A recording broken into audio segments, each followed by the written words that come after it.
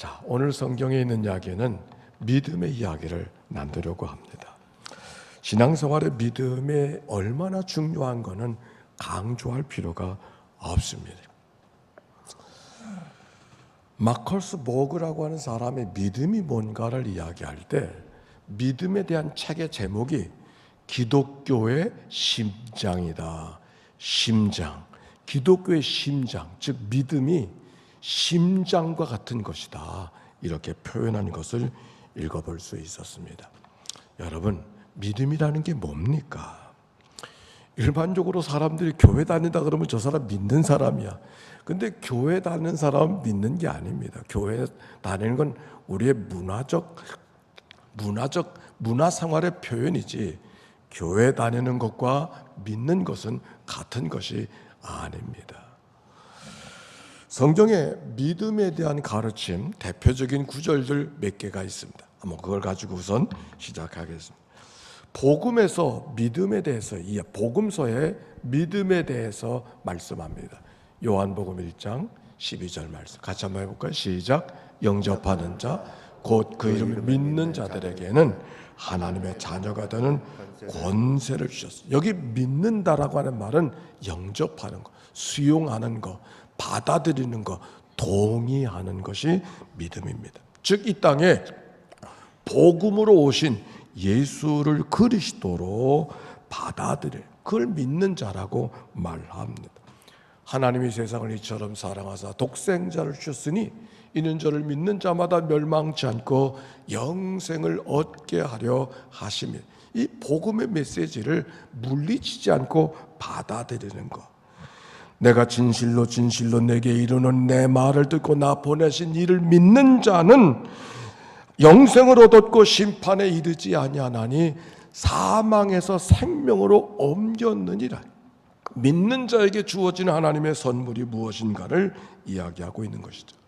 우린 적어도 세 가지 사실에 동의해야 되고 그것을 고백할 수 있어야 됩니다. 첫째는 세상 만물을 하나님이 창조하신 하나님에 대한 믿음입니다. 태초에 하나님이 천지를 창조하셨다. 그 미우라야코라는 사람이 이렇게 말했어요. 창세기 1장 1절에 아멘할 수 있는 사람은 성경 모두를 아멘할 수 있는 것이고, 창세기 1장 1절에 아멘할 수 없는 사람은 어디도 아멘할 수 없다 그랬어요.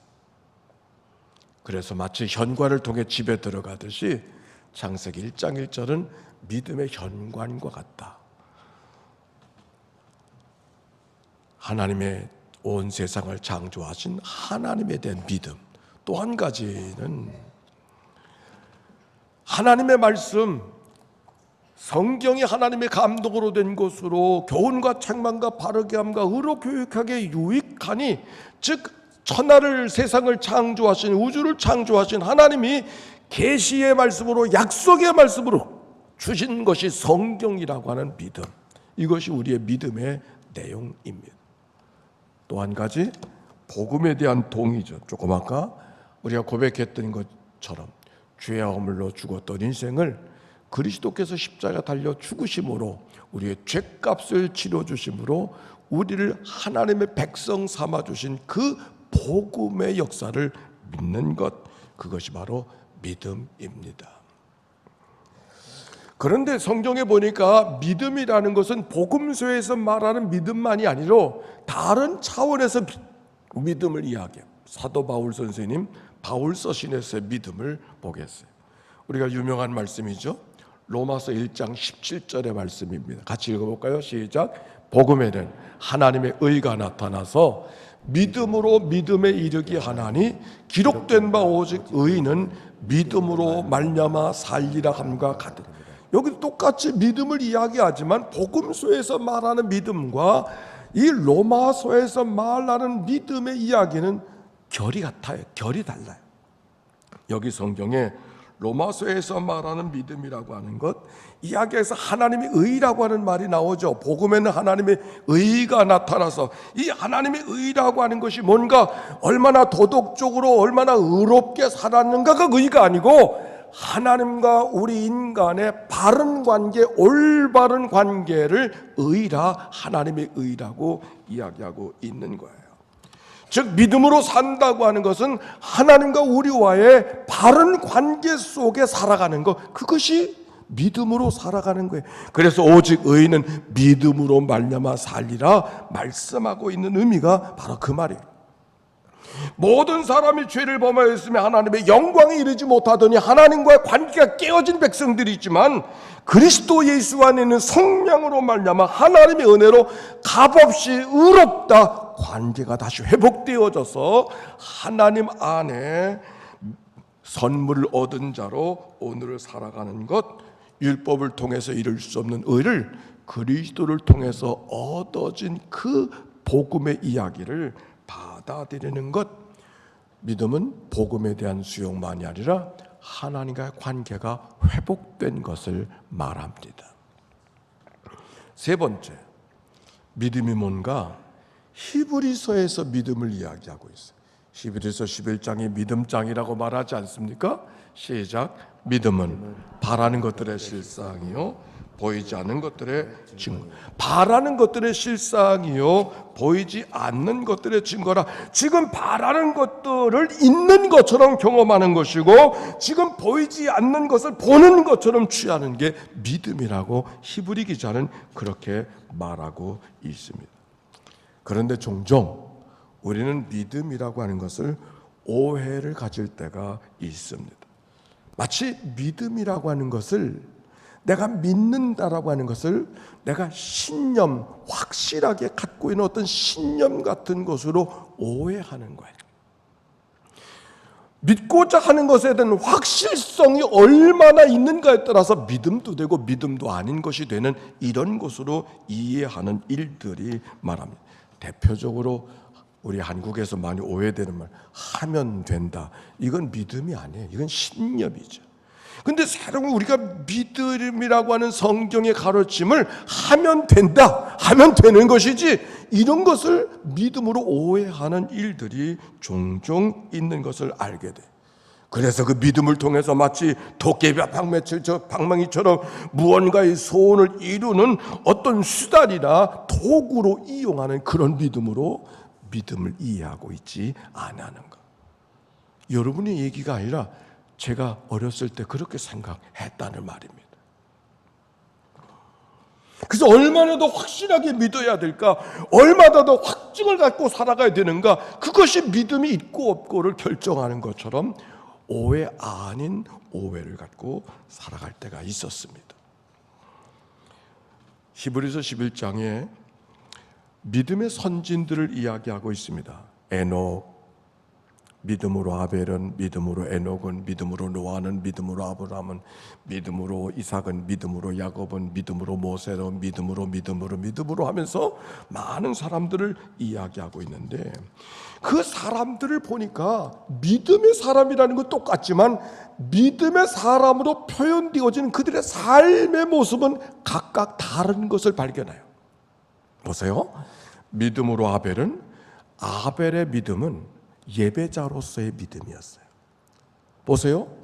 믿음으로 에녹의 믿음은 하나님과 동행하는 삶으로서의 믿음이었어요. 믿음으로 노아가 어떻게 믿었다는 건 없어요. 다만 노아의 삶이 뭔가 백주에 대낮에 산에 가서 방주를 지으라는 얼토당통한 하나님의 말씀에 순종하고 가서 따라서 명령을 수행하고 있던 순종이 노아의 믿음이었어요. 어떤 게 맞는 거예요? 히브리서 11장에 있는 여러 사람들 가운데 아브라함의 이야기를 통해서 믿음의 이야기를 나누려고 합니다. 왜냐하면 믿음의 사람들이 많이 등장하는데 그 가운데 가장 많은 분량으로 중점적으로 소개하는 사람이 아브라함이었기 때문입니다. 사실 아브라함의 이야기는 오늘 성경에 봉독한 창세기 15장의 말씀, 거기도 기록되어져 있지만 12장에 아브라함의 이야기가 시작하고 있습니다. 너는 고향과 친척과 아비집을 떠나 내가 네게 보여줄 땅으로 가라. 그리하면 내가 너를 큰 민족을 이루고 너를 창대하게 해서 너는 복이 되게 하겠다. 복의 근원이 되게 하겠다. 복이 될지라 그렇게 말씀하셨어요. 아브라함이 어떻게 했을까요? 그가 하나님의 명령대로 순종해서 고향과 친척과 아비집을 떠나 유프라데스 강을 건너 남쪽으로 갑니다. 강을 건넌다는 의미는 갈대아 우르 사람이었던 아브라함이 가나안 사람이 되는 것을 의미합니다. 강을 건너간 그는 가나안 땅에 가서 먼저 한 일은 하나님께 단을 쌓아드리는 일이었습니다. 아마도 단을 쌓아드린다고 하는 의미는 하나님의 명령대로 순종했음을 보고하고 확인하는 시간이 바로 그 시간이었을 것입니다. 그러나 명령대로 수행했던 그에게 찾아온 것은 약속된 복된 시간이 아니었습니다. 오히려 가나안 땅에 왔기 때문에 고난이요, 역경이요, 눈물이요, 아픔의 시간이 계속되어졌어요. 아니 생각해보면 가나안 땅이라는 그 땅 자체가 지정학적으로 그렇게 긴장하고 수고하고 애를 써야 되는 땅이었어요. 왜? 메소포타미아 문명과 이집트의 문명이 충돌하는 바로 그 자리에 가나안 땅이 있었기 때문입니다. 그때 그곳에서 살아가야 되는 아브라함의 마음이 어떤 마음이었을까요? 오늘 성경 15장에 있는 말씀은 그 후에 있는 말씀이에요. 이미 아브라함에게는 많은 사건이 있었어요. 조카 롯과 불편한 관계가 만들어졌던 사건, 주변의 족속들과 시달림을 받는 사건들, 포로가 된 롯을 전쟁으로 찾아오는 사건들, 여러 가지 사건들이 아브라함에게 있었어요. 하나님의 명령이라 해서 꿈과 기대를 갖고 강을 건넜지만 기대한 대로 기대한 삶이 이루어지지 않았어요. 그런데 하나님이 그를 내버려 두지 아니하시고 아브라함을 찾아오시는 모습이 오늘 성경의 모습이에요. 그리고 아브라함에게 이렇게 말씀하셔요. 내가 네 방패가 되어줄 거라고. 내가 네 방패가 되어준다는 말씀 속에 이미 아브라함의 마음이 어떤 두려움 속에 있는가 하는 것을 알게 하는 거예요. 오늘은 살았으나 내일이 어떻게 될지 알 수 없는, 오늘은 이겼지만 내일 또 어떤 민족이 자기들의 삶을 어렵게 하려는지 알 수 없는 두려움이 아브라함 속에 있어요. 그래 하나님이 내가 너를 화살을 막아주는 방패처럼 내가 내 방패가 되어줄 거라고 말씀해 주었어요. 하나님을 만난 아브라함이 이야기했습니다. 아브라함이 이르되 주 여호와여 무엇을 내게 주시려 하나이까? 나는 자식이 없사오니 나의 상속자는 다메섹 사람 엘리에셀입니다.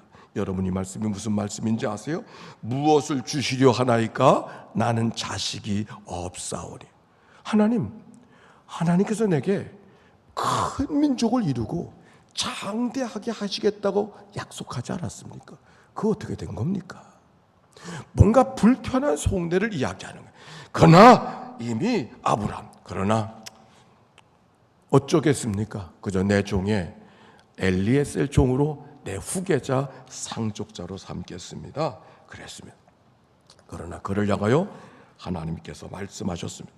너의 상속자는 그 다메섹 사람 엘리에셀이 아니라 내 아내 사례를 통하여 내 몸에서 나는 자가 내 상속자가 될 것이라고 그에게 허락하신 약속을 다시 확인해 주시면서 말씀하시는 이야기가 오늘 성경에 읽어진 말씀입니다. 오히려 하나님은 말씀하시고 아브라함을 밖으로 데리고 나가서 하늘의 별들을 보게 하셨습니다. 저 하늘의 무별을 셀 수 있나 보라. 예, 셀 수가 있겠습니까? 그러나 내 자손이 저 별처럼 번성할 것이라고 말씀하셨어요. 아브라함의 마음이 어떤 마음이었을까요? 이루어진 것이 장대하게 해주겠다고 말씀하셨는데, 큰 민족을 이루겠다고 하셨는데 될 것 같은 일이 아니에요. 주어진 일도 아니에요. 뭐가 시작된 것도 아니었어요. 아니 하나님의 약속의 소리만 있었어. 아니 그 약속의 소리만도 이제는 사라지고 있었어요. 보이는 건 아무것도 없고 다만 하늘의 별밖에는 보이는 것이 없었어. 그런데 그 별들을 바라보고 이야기하시는 그 하나님의 말씀 앞에 성경은 이렇게 표현하고 있습니다. 같이 시작. 아브라함이 여호와를 믿으니 여호와께서 이를 그의 의로 여기자. 이 말씀 잘 기억하세요. 아브라함이 여호와를 믿으니 여호와께서 이를 그의 의로 여기시고, 여러분 이 말씀 속에 믿음이 뭔가를 이야기하고 있는 거예요. 믿음은 무엇이 있어야 되는 것도 아니요, 무엇이 지어야 되는 것도 아니요, 무엇이 나타나야 되는 것도 아니요. 지금 아브라함에게 보여지는 하늘의 별들밖에 없어요. 그런데 아브라함의 마음 속에는 하나님을 믿더니 하나님에 대한 신뢰, 하나님에 대한 태도, 맞습니다. 하나님의 말씀대로 이루게 해 주실 줄로 믿습니다. 이 믿음의 고백이 아브라함에게 있었던 것이죠. 온 세상을 주관하시는 하나님에 대한 전폭적인 신뢰, 말씀하시옵소서, 내가 듣겠습니다. 하나님의 말씀 앞에 예스하고 받아들이는 아브라함의 태도, 바로 그것이 성경은 믿음이라고 이야기하는 거예요. 요한복음 15장 14장에 보면은 예수님이 떠난다고 하는 것 때문에 제자들이 두려워하고 슬픔 속에 있었어요. 그때 도마가 말합니다. 당신이 어디로 가시는지 우리가 알지 못하거늘 우리가 어찌 그 길을 알 수가 있겠습니까? 예수님께 말했어요. 그때 예수님 뭐라고 말씀하는지 아세요? 하나님을 믿으니 또 나를 믿어라. 내가 너희가 하는 말들이 너희가 다 확인할 수 없고, 내가 너희에게 가르치는 모든 일들이 너희들의 눈에 다 보이지 않지만 나를 믿으면 내가 이야기한 모든 것을 다 내가 받아들일 수 있지 아니하니? 하나님을 믿는 것처럼 나를 믿어라, 이렇게 말씀하셨어요. 여러분, 여기에 믿음이 무엇인가를 이야기하고 있는 거예요. 아브라함이 여호와를 믿으니 여호와가 하신 말씀을 믿었다고 하지 않았어요. 여호와가 가르쳐준 어떤 것을 지금 확증하고 있다고 이야기하지 않았어요. 다만 여호와, 그 말씀을 던져주시고 그 약속을 허락해 주신 여호와를 믿었다 그랬어요. 이거는 마치 갓 태어난 어린아이가 엄마의 품 안에서 그의 미래 모든 것이 엄마의 품 안에 담겨 있어서 엄마의 품 안에 있는 것이 자기 인생의 전체를 다 하나님께 맡기고 살아가는 삶의 표현이 엄마의 품 안에 있는 것과 같은 것이에요. 엄마의 품을 믿을 때 그는 자기의 모든 것을 믿고 걸어갈 수 있는 삶이죠. 아브라함이 여호와를 믿으니 여호와께서 이를 그의 의로 여기셨다.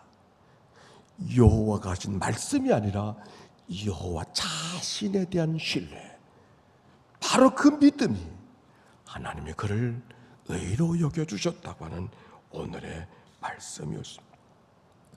이 말씀이 여기시고 딱 떨어지지 않잖아요. 여기시고 여겨주신 하나님의 은혜가 우리 가운데 있다면 이제 우리가 살아가야 될 것은 의롭게 여겨주신 하나님 앞에, 믿음의 사로로 봐주신 하나님 앞에 우리가 어떻게 반응하고 살아가야 될 것인가가 남겨진 구절이 저 말씀이 되는 것이죠. 우리가 아는 대로 아브라함의 삶의 여정은 15장으로 끝나지 않았어요. 또 그의 삶의 여정 속에 또 얼마나 많은 일들이 있었는지, 우리가 아는 대로 소돔과 고모라의 사건도 그 후의 사건입니다. 아들을 주시겠다고 말씀해 주셨지만 아들도 그가 원하는 시간에 나타나지 않았습니다. 세월은 점점 흘러가고 있었습니다. 하나님의 약속은 약속대로 되는 것 같지 않았습니다. 그러나 그 약속해 주신 하나님에 대한 신뢰가 어떻게 되어졌을까? 신뢰 또한 흔들리고 있었습니다. 그래서 이스마엘이 태어나고 있는 것이죠. 그런데 중요한 것은 흔들리고 있었던 아브라함이었었지만 하나님이 그를 흔들리는 대로 내버려 두지 아니하시고 때마다 찾아오셔서 일으켜 주시고 때마다 찾아오셔서 붙들어 주시고 때마다 찾아오시고 꿈꾸게 하시고 허락하신 약속을 다시 기억나게 하시는 하나님의 은총이 아브라함과 함께 있었던 것이죠.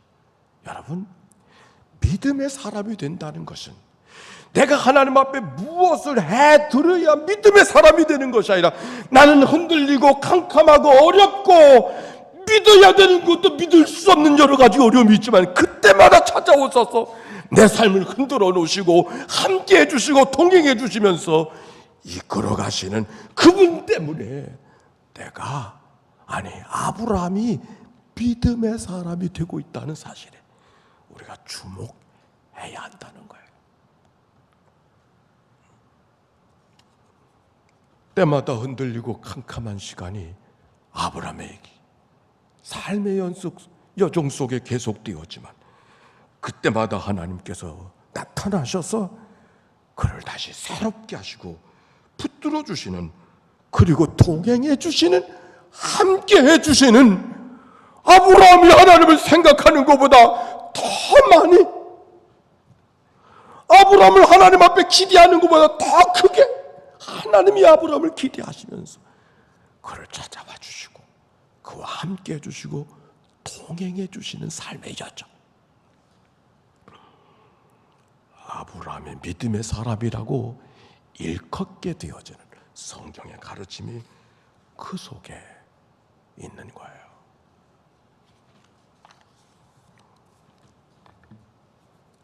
낚시에 대한 프로그램이 텔레비전에 보니까 등장하더라고요. 시릴이라고 한 낚시꾼, 그 사람을 보면서 제가 낚시꾼을 다시 이해할 수 있게 됐어요.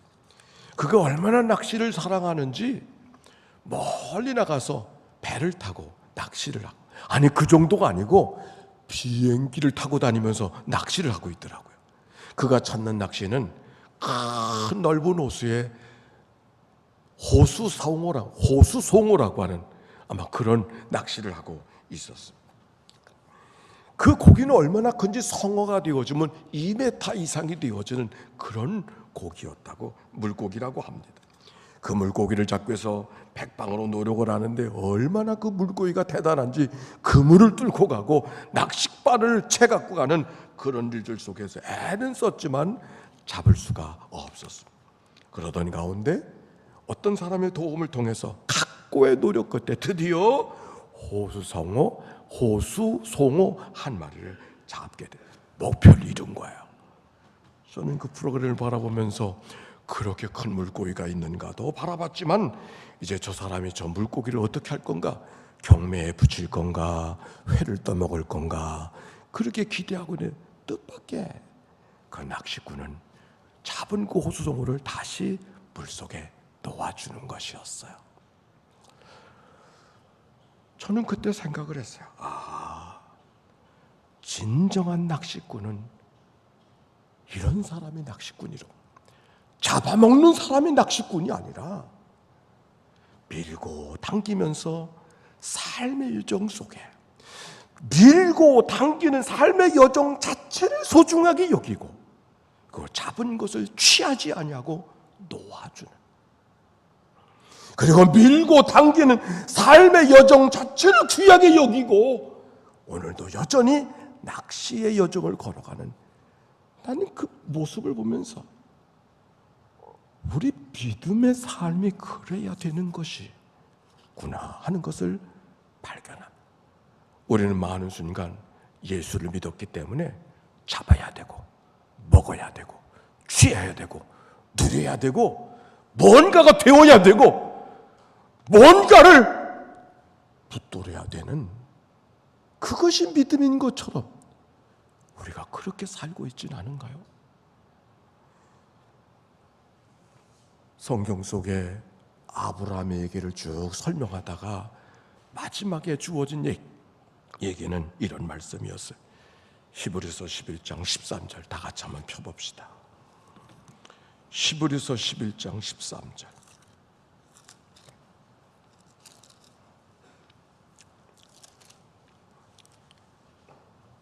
읽어볼까요? 시작.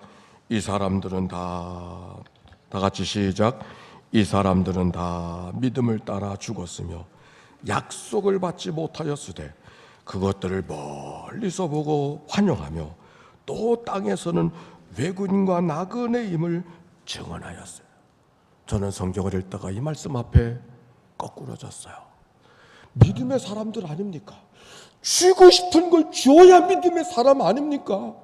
갖고 싶은 것을 가져야 믿음의 사람이 아닙니까? 근데 성경은 그렇게 말하고 있잖아요. 다 믿음의 사람이라고 이야기하는데 그 모든 것들, 그 약속을 쥐고 싶은 대로 쥐고 흔든 사람이 믿음의 사람이 아니라 멀리서 보고 다만 그 약속을 향하여 걸어가는 삶의 여정, 그분을 바라보고 살아가는 삶의 여정, 그것들을 멀리서 보고 환영하며 또 땅에서는 외국인과 나그네임을 증언하였어요. 나그네된 삶을 고백하는 이 믿음의 이야기는 한탄과 한숨이 가득한 나그네 이야기가 아니에요.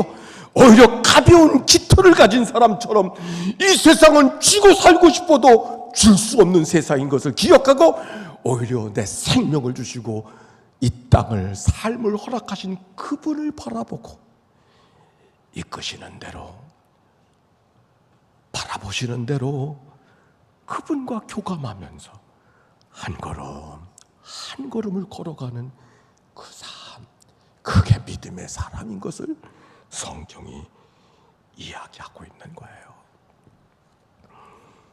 그러고 보니까 믿음을 심장이라고 표현했던 마크스 보그의 이야기가 기억이 났어요.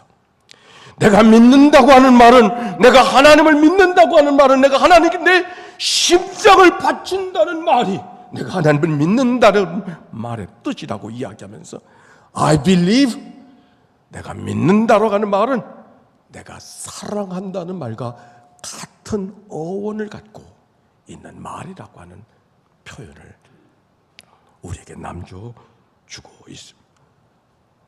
내가 하나님을 믿는다고 하는 말은 얼마나 확신 속에 있어야 되는가가 아니라 내가 진정 하나님을 사랑하는 자인가 고백할 수 있어야 된다는 말이죠. 믿음의 사람이 누군가? 복음에 대한 동의가 필요합니다. 믿음의 사람이 누군가? 하나님과 바른 관계를 가진 사람이 되어야 되는 거예요. 믿음의 사람이 누군가? 캄캄한 세상 속에 별들을 바라보면서도 세상에 하나님이 허락하실 미래를 꿈꾸며 소망을 잃어버리지 않고 걸어가는 삶의 모습.